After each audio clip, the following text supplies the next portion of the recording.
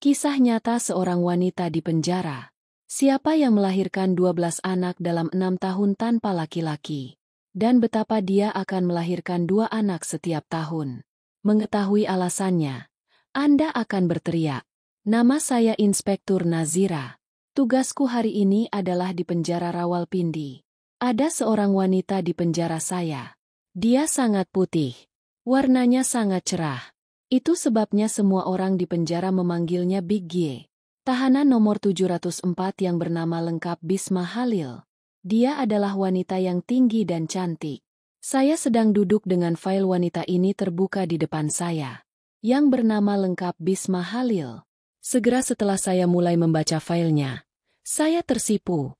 Apa yang tercantum dalam arsipnya? Saya terkejut membacanya. Rupanya, seorang wanita muda dan cantik adalah penjahat yang sangat kejam dan licik. Karena prestasinya kira-kira seperti itu. Dia adalah ibu dari 12 anak. Dan betapa mengejutkan dan mengganggu saya. Dia harus belum menikah. Itu jelas tertulis di arsipnya. Bahwa dia adalah ibu yang belum menikah dan memiliki 12 anak. Siapa yang mencapai prestasi unik dengan melahirkan 12 anak dalam 6 tahun? Itu yang membuatku bertanya-tanya. Bahwa bila dia belum menikah, lalu siapa yang mempunyai 12 orang anak?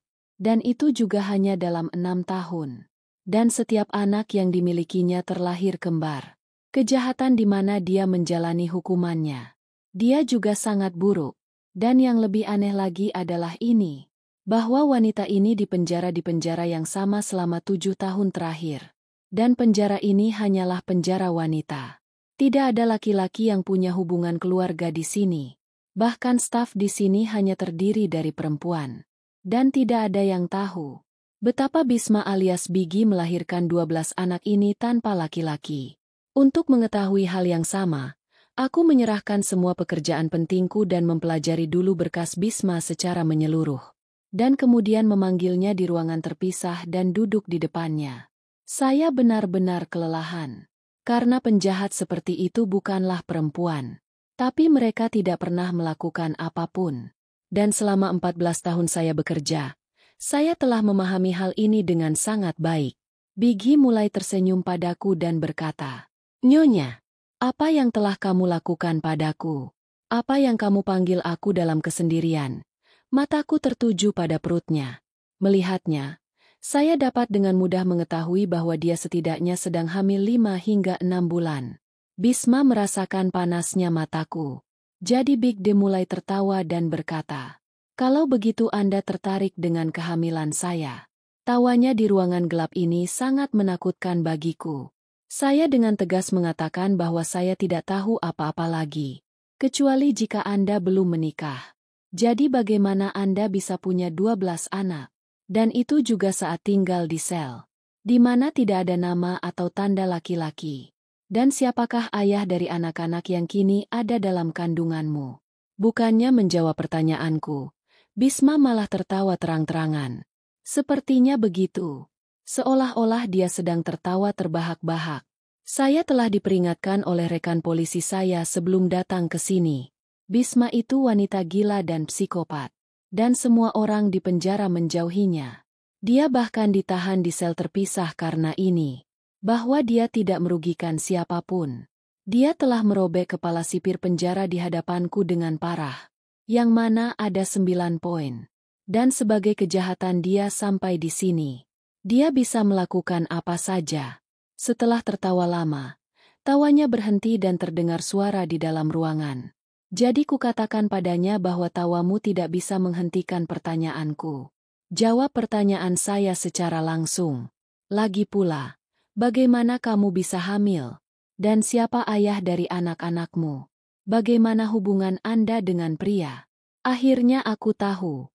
Saat kekerasanku tidak berkurang. Jadi Bisma mendekatiku. Dan dia perlahan mendekatkan wajahnya ke telingaku dan berkata dengan suara pelan. "Sejujurnya, Anda akan benar-benar percaya apa yang saya katakan. Saya benar-benar menganggapnya wanita gila. Untuk sesaat, tulang punggungku terasa bergetar. Karena dia terlalu dekat denganku. Dan ukurannya lebih tinggi dariku. Dan eksploitasinya yang tertulis di filenya sudah membuatku sangat waspada. Mengontrol diri saya sendiri, saya dengan tegas mengatakannya. Saya hanya ingin mendengar kebenaran. Karena aku benci kebohongan. Dan jika dia mau mengatakan yang sebenarnya padaku, jadi aku akan mengampuni nyawanya. Kalau tidak ada yang bisa menyelamatkannya dari hukumanku. Dia menatap mataku dan berkata dengan sangat lambat bahwa aku masih perawan, dan saya tidak memiliki hubungan dengan pria manapun. Itu kebenarannya. Setelah mendengarkan Bisma, aku jadi marah besar, karena di hadapanku dia berdiri sedang hamil 5 bulan. Dan kali ini juga ada anak kembar di perutnya. Dia berbohong padaku atas nama kebenaran. Aku menampar wajahnya dengan keras, dan katakan siapa si kembar ini, yang ada di perutmu. Tanpa hubungan laki-laki itu, bagaimana Anda menjadi seorang ibu? Begitu dia ditampar, dia mulai tertawa keras lagi, dan saat tawanya mereda, jadi mulailah berkata, "Ya, sama seperti dulu saya sudah melahirkan 12 anak, dan sekarang aku akan punya anak." Dia juga tertawa terbahak-bahak setelah menyelesaikan pembicaraannya tanpa menjalin hubungan dengan seorang pria. Dan saya tahu bahwa wanita ini tidak akan mengatakan apapun dengan mudah. Saya pikir begitu. Pria manapun yang mempunyai hubungan dengan dia, dia juga sangat licik dan cerdas. Siapa yang telah memahaminya dengan baik, dan itu sepenuhnya berada di bawah kendali pria ini. Saya meninggalkan dia di kamar dengan marah dan keluar, di mana Lady Constable Mary menungguku. Dia mulai berkata begitu dia melihatku. "Nyonya, aku sudah bilang jangan menyentuh mulutnya. Saya tidak tahu apakah itu sihir atau wanita yang sangat licik.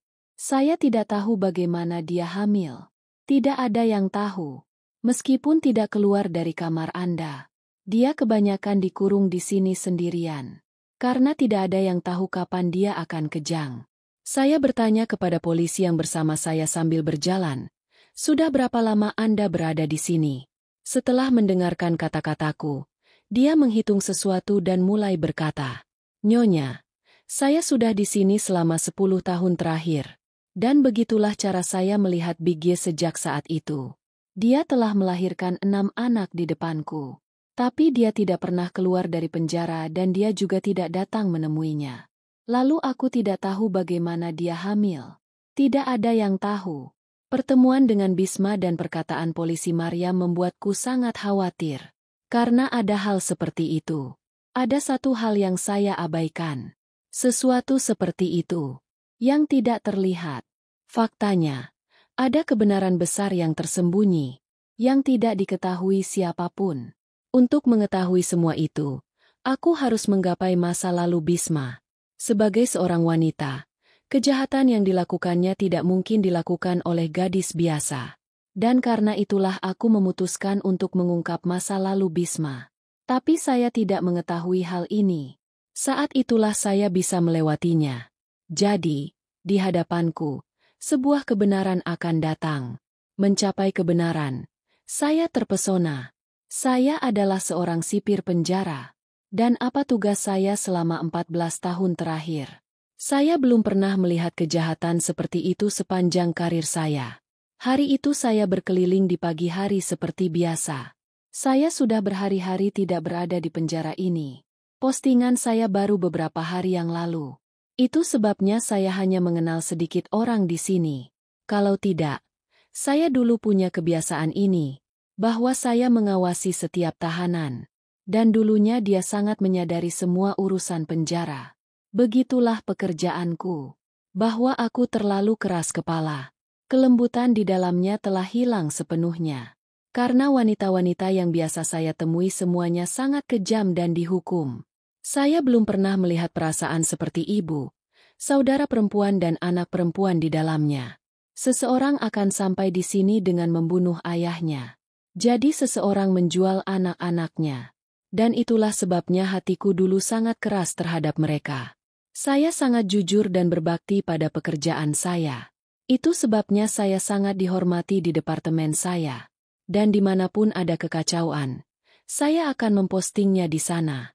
Dan kali ini juga postingan saya di penjara Rawalpindi ini, di mana ibu-ibu kriminal yang berbahaya ditahan setelah hukuman. Gedung penjara ini sangat besar. Dan hari ini saya datang ke bagian ini untuk pertama kalinya, di mana para ibu ditahan seumur hidup. Sebagian besar wanita lanjut usia hadir di bagian ini. Wajah siapa yang terlihat jelas? Saya belum memeriksa arsip ibu-ibu narapidana di penjara ini. Itu sebabnya saya tidak tahu banyak tentang kejahatan siapapun. Saya memperhatikan semua orang dengan cermat. Saat itulah saya melihat seorang penjahat yang perutnya terlalu besar. Dan saya terkejut melihat ini. Saya bertanya kepada polisi di belakang saya, apa yang terjadi pada wanita ini? Jadi dia bilang, mudah-mudahan itu saja. Saya tahu banyak, bahwa dia hamil. Tapi kenapa dia berada di bagian penjara ini dalam kondisi seperti ini? Ini mengejutkan saya. Ada seorang wanita cantik dan cantik berusia 30 hingga 32 tahun. Bekas luka di wajahnya menunjukkan bahwa dia telah melakukan dosa besar dan sampai di sini. Tandanya masih terlihat jelas di wajahnya. Biasanya saya sudah melihat penjahat dengan baik. Saya dulu tahu caranya. Namun terkadang beberapa wajah tidak dapat dipahami secara luas. Dan wajah wanita ini memang seperti itu. Saya pikir dia mungkin ada di sini beberapa hari yang lalu. Itu sebabnya aku bertanya padanya. Sudah berapa hari kamu di sini? Dan kejahatan apa yang membuatmu datang ke sini? Setidaknya dia akan memikirkan bayi yang sedang tumbuh di perutnya. Mendengar kata-kataku, dia tertawa keras dan berkata, bahwa saya telah berada di sini selama 6 tahun terakhir. Sekarang saya bahkan tidak ingat kejahatan saya.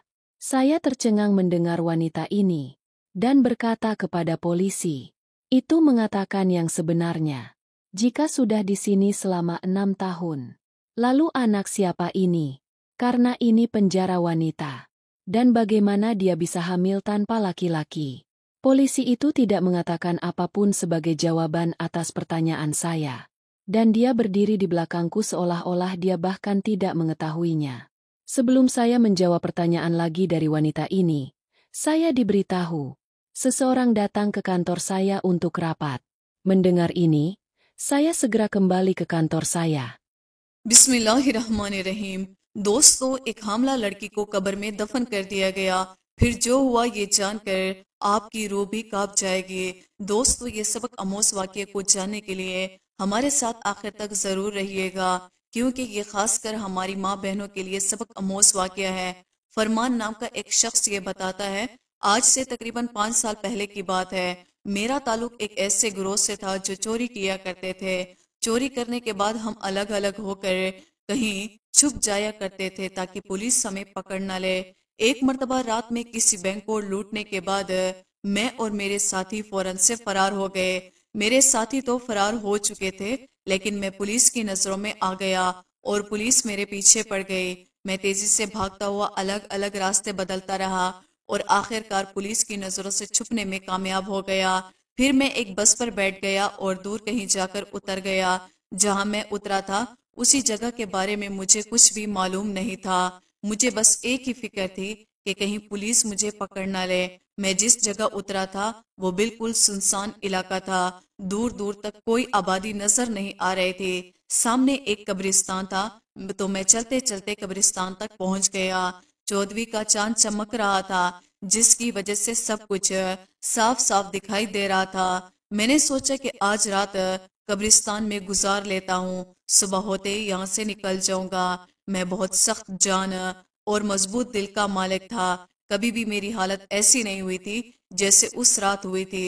उस रात मैंने फैसला कर लिया कि मैं आइंदा से कोई ऐसा काम नहीं करूंगा जहाँ जान के लाले पड़ जाए। मैं बुरा नहीं था, बस बुरे दोस्तों की सोबत में पड़कर मैं बुरा बन गया था। मैं कब्रिस्तान में एक कब्र के करीब जाकर लेट गया। मेरे पास एक शाल थी जो काफी मोटी थी। शाल अपने ऊपर तानकर मैं सोने ही वाला था कि मुझे एक आवाज सुनाई दी। ये किसी लड़की की आवाज थी जो कह रही थी कि भाई मुझे मत मारो, मैंने कुछ भी नहीं किया, मुझे मत मारो, मैं गुनाहगार नहीं हूँ। ये आवाजें सुनकर जैसे मेरी रूह कांप गई। मैंने चादर अपने सर से हटाई और देखने लगा कि आखिर माजरा क्या है। جب میں نے دیکھا تو میرے سامنے تقریباً 4 سے 5 لڑکے تھے جو لڑکی کو گھسیٹتے ہوئے قبرستان کی طرف لے جا رہے تھے۔ ان میں سے ایک لڑکا بولا کہ تجھے ذرا بھی شرم نہیں آئی، ہم بھائیوں کی عزت کو تو نے خاک میں ملا دی، ہم تو سمجھ رہے تھے کہ تو خالہ کے گھر پر ہے، لیکن اب پتہ چلا کہ تو حرام اور ناجائز بچے کو اپنے پیٹ میں لیے گھوم رہی تھی۔ ایک لڑکے نے اس لڑکی کو پکڑا ہوا تھا اور باقی 4 قبر کو کھودنے میں مشغول ہو گئے۔ قبر کھودنے کے بعد انہوں نے لڑکی کو زندہ قبر میں پھینک دیا اور مٹی ڈالنے لگے۔ یہ منظر دیکھ کر تو میرے ہوش اڑ گئے، میں حیران رہ گیا۔ ان میں سے ایک لڑکا بولا کہ جلدی کرو کوئی دیکھ لے گا۔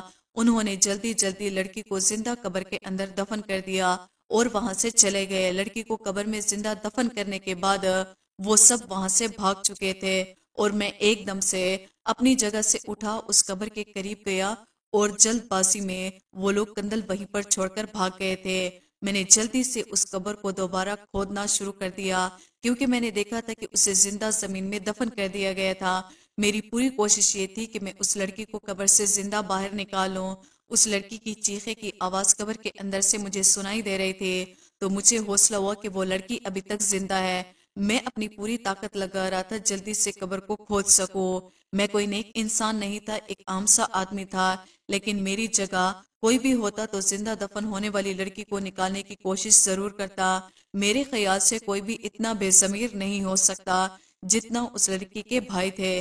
کسی کو زندہ قبر میں دفن کرنا یہ بھلا کہاں کی انسانیت تھی۔ میں قبر کو کھول رہا تھا اور میں نے قبر میں ایک سوراخ بھی کر دیا تھا تاکہ لڑکی تک آکسیجن آسانی سے پہنچتا رہے، لیکن اچانک ہی اس لڑکی کی چیخیں بلند ہوئی تو میری جان ہی نکل گئی، مجھے لگا وہ مر گئی ہے۔ میں نے اس کی آواز سننے کی کوشش کی، میرا پورا جسم کانپ رہا تھا۔ تھوڑی دیر تک کوئی آواز نہ آئی تو مجھے مایوسی ہونے لگی کہ میری حیرت کی انتہا نہ رہی جب اچانک سے قبر کے اندر سے ایک بچے کی رونے کی آواز سنائی دینے لگی تو میں پریشان ہو گیا۔ بچے کی آواز کہاں سے آ رہی ہے اور کیسے آ رہی ہے؟ قبر کے اندر تو ایک لڑکی تھی، پھر یہ بچہ کہاں سے آیا؟ میں ڈرنے والوں میں سے نہیں تھا، لیکن اس وقت میں بہت زیادہ ڈر گیا تھا۔ اب مجھے لڑکی کے کرانے کی آواز بھی سنائی دے رہی تھی، یعنی لڑکی ابھی تک زندہ تھی۔ میں خوف زدہ تو بہت تھا، لیکن جو بھی تھا مجھے قبر کھودنی تھی اور لڑکی کو باہر نکالنا تھا۔ میں نے ایک بار پھر سے اپنے اندر ہمت جمع کی، لیکن جیسے قبر مکمل طور پر کھلی تو مجھے ایسا لگا جیسے میرے پیروں تلے سے زمین ہی سرک گئی ہو، کیونکہ قبر میں ایک پیدا ہوا بچہ پڑا تھا۔ وہ لڑکی نڈھال سی قبر میں پڑی ہوئی تھی۔ مجھے یہ سمجھنے میں کوئی لمحہ بھی نہ لگا کہ وہ لڑکی حمل سے تھی اور اس نے قبر میں بچے کو جنم دیا ہے۔ میں نے ہمت کر کے اس لڑکی کو اور اس کے بچے کو قبر سے باہر نکالا۔ میری جو شال تھی اس میں نے اس لڑکی کے جسم کے اوپر ڈھانپ دیا۔ لڑکی کی حالت غیر تھی، وہ تکلیف میں تھی اور وہ بچہ مسلسل روئے جا رہا تھا۔ میری کچھ بھی سمجھ میں نہیں آ رہا تھا کہ آخر میں کیا کروں۔ اچانک ہائی وے پر مجھے ایک وین آتی ہوئی دکھائی نظر آئی۔ میں نے بچے اور ماں کو چھوڑ کر جلدی سے ہائی وے کی طرف دوڑا اور میں نے وین کو روکنے کا اشارہ کیا، پتہ نہیں کیسے، لیکن اتنی رات میں وہ بھی لوگ رک گئے، لیکن وہ خوفزدہ تھے۔ میں نے انہیں کہا کہ میری بیوی میں قبرستان سے گزر رہے تھے، اچانک قبرستان ہی میں میری بیوی کو درد شروع ہو گیا اور اس کی ڈیلیوری ہو گئی۔ میں نے ان سے مدد کے لیے کہا۔ تصدیق کرنے کے لیے وہ لوگ میرے سامنے آئے اور اس لڑکی کے بچے کو دیکھ کر سارا معاملہ سمجھ گئے اور انہیں میری بات پر یقین ہو گیا۔ ان میں سے ایک عورت نے کہا کہ ان تینوں کو مدد کی ضرورت ہے، واقعی یہ لوگ بہت بڑی مصیبت میں ہیں۔ کار والوں نے ہماری مدد کی اور اس لڑکی کو اور بچے کو ہسپتال لے گئے۔ بینک سے میں نے جو چوری کی تھی اس کا حصہ اپنے ساتھیوں سے مانگا تو انہوں نے میرا حصہ مجھے دے دیا۔ میں لڑکی کو اس جگہ سے لے آیا جہاں خفیہ طور پر رہا کرتا تھا۔ جب اس لڑکی کی حالت سنبھل گئی تو میں نے اس سے سارا معاملہ پوچھا۔ اس نے اپنی کہانی بتانا شروع کی اور بتایا کہ میرا نام ختیجہ ہے، میں ایک نیک لڑکی تھی۔ ایک دن اچانک کالج سے واپس آتے ہوئے ایک لڑکا میرے پیچھے لگ گیا اور اس نے مجھے ایک خط دیا جس میں لکھا تھا کہ وہ مجھ سے محبت کرتا ہے۔ اس کا نمبر بھی نیچے لکھا ہوا تھا۔ پہلے تو میں نے صاف اسے انکار کر دیا، لیکن پتہ نہیں کیوں شیطان نے مجھے شدید ورغلا دیا تھا اور ایک کمزور لمحے کی ضد میں آ کر میں نے اس کے موبائل پر کال کر دی اور یوں ہمارا رابطہ ہو گیا۔ پھر بات ملاقاتوں تک پہنچ گئی۔ میرے 5 بھائی تھے جو وہ کام پر باہر چلے جاتے تو میں اسے گھر پر بلا لیا کرتی تھی۔ گھر پر کوئی بھی نہیں ہوتا تھا۔ شیطان کے بہکاوے میں آ کر ہم نے وہ بھی گناہ کر دیا جو ہمیں کبھی نہیں کرنا چاہیے تھا اور اس کی سزا میں آج بھگت رہی ہوں۔ جب اس لڑکے کا ناجائز گناہ میرے پیٹ میں پلنے لگا تو میں اس بات کا ذکر اپنے خالہ سے کیا۔ میری خالہ نے مجھے بہت باتیں سنائے، لیکن انہیں اپنی عزت بھی بچانی تھی، اس لیے وہ مجھے ڈاکٹر کے پاس لے گئے، لیکن پانی سر سے اوپر گزر چکا تھا۔ ڈاکٹر نے کہا کہ اب حمل ضائع نہیں ہو سکتا ورنہ لڑکی کی موت ہو جائے گی۔ میں نے اس لڑکے سے رابطہ کیا اور کہا کہ اپنا رشتہ میرے گھر بھیج دے، تو آگے سے اس لڑکے نے کہا کہ یہ بچہ نہ جانے کس کا ہے اور میں اس پر الزام لگا رہی ہوں اور مجھ جیسی بد کردار لڑکی سے وہ کبھی شادی نہیں کر سکتا۔ اب معاملہ سنگین ہو چکا تھا۔ میری خالہ نے کہا کہ اگر تمہارے بھائیوں کو اس بات کے بارے میں پتہ چل گیا تو تم جان سے جاؤ گے۔ خالہ نے میرے بھائیوں کو میری بیماری کی جھوٹی کہانی سنائی اور کہا کہ وہ مجھے اپنے ساتھ لے جا رہی ہے۔ میرے بھائیوں نے کہا کہ یہ ہمارا کھانا وغیرہ بناتی ہے، ہم کیسے اس کے بغیر گزارا کریں گے، ہم دن کو کام پر چلے جاتے ہیں، پیچھے سے یہ گھر سنبھالتی ہے۔ خالہ نے کہا یہ بیمار ہے، تم لوگ شادی کر لو، اگر تمہیں گھر میں کام کرنے والی چاہیے تو۔ نہ جانے میری خالہ نے کیسے میرے بھائیوں کو راضی کیا اور مجھے اپنے ساتھ لے کر اپنے گھر آ گئے۔ خالہ کے گھر میں ان کی بیٹی اور ایک بیٹا رہا کرتا تھا۔ انہیں ساری کہانی مجبوری سنانی پڑی۔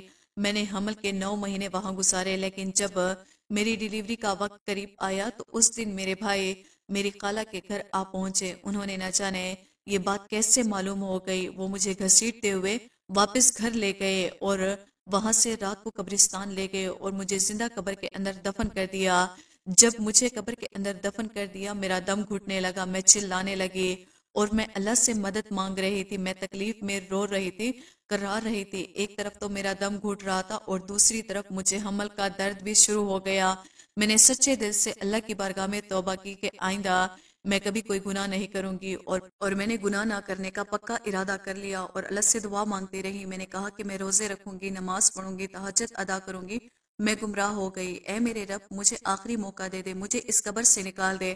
میں ساری زندگی کبھی کوئی گناہ نہیں کروں گی۔ اگر میری کوئی نیکی تجھے کبھی پسند آئی ہو تو اس کے بدلے مجھے یہاں سے آج نکال دے۔ میں اس وقت جانتی تھی کہ آدھی رات کو قبرستان میں کوئی بھی مجھے بچانے نہیں آئے گا، لیکن اس وقت اللہ کو میں نے دل سے پکارا تھا اور میرا یقین کامل تھا ان لوگوں نے قبر میں زیادہ مٹی نہیں ڈالی تھی۔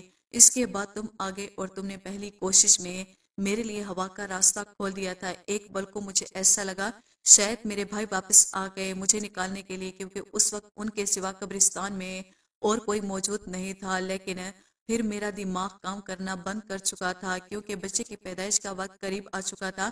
کتنی عجیب بات ہے نا، میں یہ سوچ کر حیران ہوں کہ میرا بچہ کیسے بچہ ہے جس نے اپنی پہلی سانس قبر کے اندر لی۔ لوگ دنیا میں آتے ہیں اور آخری سانسوں کو پورا کرنے کے بعد اپنی قبر میں جاتے ہیں، لیکن اس انوکھے بچے کی زندگی کی شروعات ہی انوکھی تھی، جس نے زندگی کی پہلی سانس قبر کے اندر لی تھی۔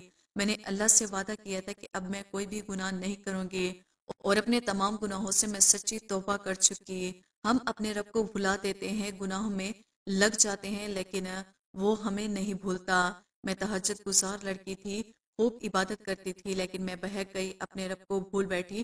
لیکن دیکھو تو صحیح اللہ نے کس طریقے سے میری مدد کی، اور آج میں یہ سوچ رہی ہوں کہ کیسے میں نے اپنے اتنے مہربان رب کی نافرمانی کی تھی، اس شخص کی خاطر جو بد کرداری کا الزام لگا کر مجھے بیچ راستے میں چھوڑ کر چلا گیا۔ فرمان کہتا ہے کہ خدیجہ اپنی کہانی سنا کر پھوٹ پھوٹ کر رونے لگی، تو میں نے بھی سوچ میں پڑ گئی کہ یہ تمام واقعہ میرے لیے بھی بہت ہی عبرتناک ہے، میں بھی اس واقعے کا حصہ تھا۔ اسی وقت میں نے بھی اللہ کی بارگاہ میں اپنے گناہوں سے سچی توبہ کی اور میں نے خدیجہ کے ساتھ نکاح کرنے کا فیصلہ کر لیا۔ خدیجہ سے شادی کا فیصلہ صرف میں نے اپنے اللہ کی رضا کے لیے کیا تھا، تاکہ اللہ میرے پچھلے تمام گناہوں کو معاف فرما دے۔ آج میں علم رکھنے والا بندہ ہوں، میں نے اسلام کے بارے میں بہت کچھ سیکھا ہے۔ میری بیوی عورتوں کو درس دیتی ہے، اللہ کے فضل کرم سے ہم خوشحال زندگی گزار رہے ہیں۔ آج محسوس ہوتا ہے کہ زندگی میں ہر طرف سکون ہے اور نور ہی نور ہے۔ سبحان اللہ۔ دوستو، امید کرتے ہیں ہماری آج کی ویڈیو آپ کو پسند آئی ہوگی۔ ویڈیو کو لائک اور سبسکرائب کرنا نہ بھولیے گا۔ Betapa Bisma menggigit ayahnya. Betapa seorang gadis berusia 16-17 tahun menyentuh akhir perjalanannya. Bisma juga tidak punya sanak saudara. Dan begitu pula orang lain yang mengetahuinya. Itu sebabnya tidak ada seorang pun di lingkungan sekitar yang diberitahu. Di mana Bisma sekarang? Di penjara mana dan dia dihukum apa? Masa lalu Bisma sungguh kacau. Sama seperti dia sekarang adalah gadis yang sama. Siapa yang bisa menceritakan semuanya secara detail dan sebenarnya? Tapi tawanya yang tersembunyi sepertinya merobek gendang telingaku. Saya mendapatkan semua informasi ketika saya kembali ke penjara. Jadi ternyata kesehatan Bisma kurang baik. Dokter penjara datang untuk memeriksanya untuk Anda. Dan saya sampai di sana. Saya bertanya kepada dokter ini dengan kata-kata, siapa yang telah melahirkan anak Bisma? Jadi dia memberitahuku bahwa dia adalah dokter di sini. Dan disinilah Bisma melahirkan setiap anak. Aku bertanya pada dokter, lalu di mana anak Bisma? Apakah mereka sudah dikirim ke lembaga pemerintah? Setelah mendengarkan saya, dokter ini mengungkapkan ketidaktahuannya dan mulai berkata bahwa dia tidak mempunyai pengetahuan.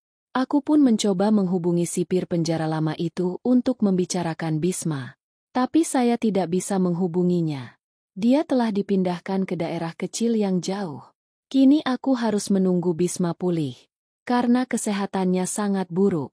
Sangat sulit bagi seorang wanita hamil untuk tetap berada di lingkungan ruang panggilan yang menyesakkan. Dan Bisma menjalani proses seperti kehamilan berulang kali selama 6 tahun terakhir. Sekitar 4 hari kemudian, kondisi Bisma membaik drastis. Jadi saya mengundangnya ke kantor saya. Dan buat jus terlebih dahulu. Agar kesehatannya menjadi lebih baik. Bisma diam-diam meminum jus itu. Jadi saya dengan sopan mengatakan kepadanya bahwa saya ingin membantunya. Dan aku bisa membebaskannya dari sini. Jika dia memberitahuku kebenaran tentang dirinya. Jadi saya bisa mengurangi hukumannya secara signifikan. Bisma menatapku dengan mata aneh dan berkata bahwa dia tidak ingin keluar dari 4 tembok penjara. Karena tidak ada yang tersisa untuknya di dunia luar. Aku tersenyum dan berkata pada Bisma bahwa anak-anaknya akan menunggunya. Dan anak-anak yang akan dia lahirkan. Dia bisa memiliki kehidupan yang sangat baik dengan anak-anak ini. Dan anak-anak ini akan mempunyai ayah. Siapa yang bisa memberinya kehidupan yang lebih baik? Kehidupan seperti itu tidak akan pernah ditemukan oleh anak-anak ini di penjara. Bisma menatapku dengan mata penuh air mata dan berkata, kenapa kamu tidak percaya padaku? Anak-anakku tidak punya ayah. Saya tidak mengenal siapapun dan saya bahkan tidak tahu di mana anak-anak saya berada. Aku bahkan tidak tahu bagaimana aku bisa hamil. Hanya itu yang saya tahu, bahwa anak-anak saya terpisah dari saya. Dan saya merindukan kenangan setiap anak saya.